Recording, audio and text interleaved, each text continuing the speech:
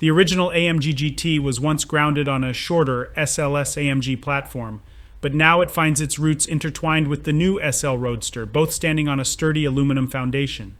This change led to a shift in the car's mechanics. The rear dual-clutch transaxle that set the previous model apart has been replaced by a more conventional 9-speed multi-clutch gearbox. Additionally, it appears that the dry sump oiling system, which allowed the original AMG GT's engine to sit lower in the chassis, has been bid farewell, paving the way for the adoption of all-wheel drive.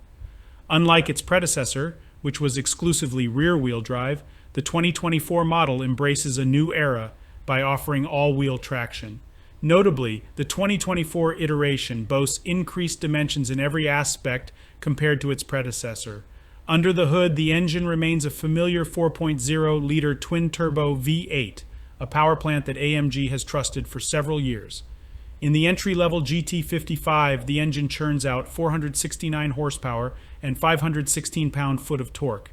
In contrast, the GT63, the model we have here, cranks up the power to 577 horsepower and 590 pound-foot of torque, aligning itself with the old AMG GTR figures.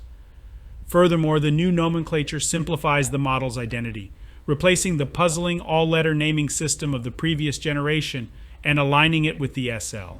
Mercedes claims that the GT63 can dash from 0 to 60 miles per hour in a brisk 3.1 seconds, with a top speed reaching 196 miles per hour. Meanwhile, the GT55 takes a slightly longer 3.8 seconds to reach 60 miles per hour and tops out at 183 miles per hour. The all-wheel drive system comes with full variability, capable of redistributing torque, sending up to 50% to the front axle, or a full 100% to the rear. This feature ensures that the GT still retains its playful rear-wheel drive characteristics, allowing for enjoyable, controlled drifts and spirited driving experiences.